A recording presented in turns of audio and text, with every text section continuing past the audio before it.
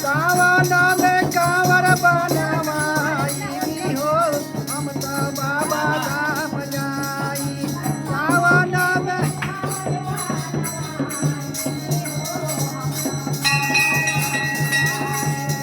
सावन में कांवर बनवाई हो हम तो बाबा धाम जाई।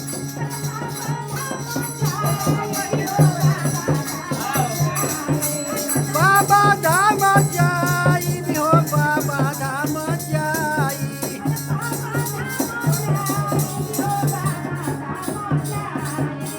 बाबा धाम जाई हो बाबा धाम जाई।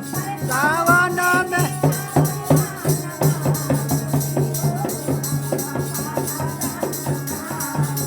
सावन में कांवर बनवाई हो हम तो बाबा धाम जाई।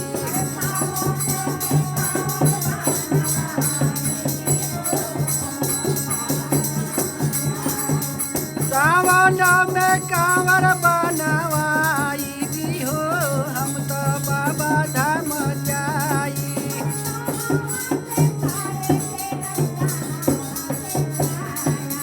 कहावत काया के बकावा ठिकाना।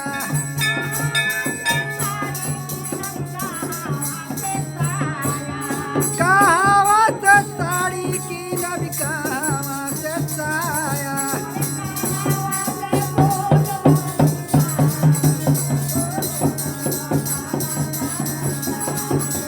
कहावत गुलाम लुटाई हो हम तो बाबा धाम जाई।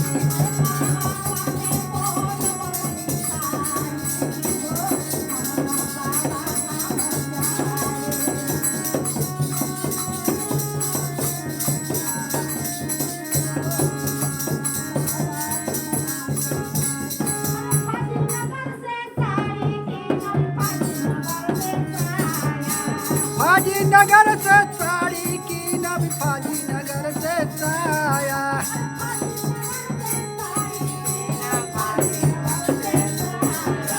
फाजी नगर से साड़ी की नब झोंकावा से साया।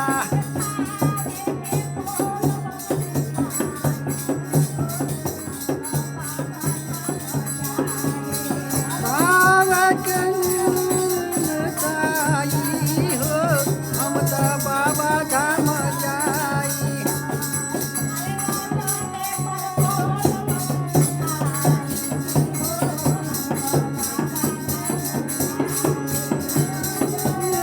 बाल बम मिठाई हो हम तो बाबा धाम जाई।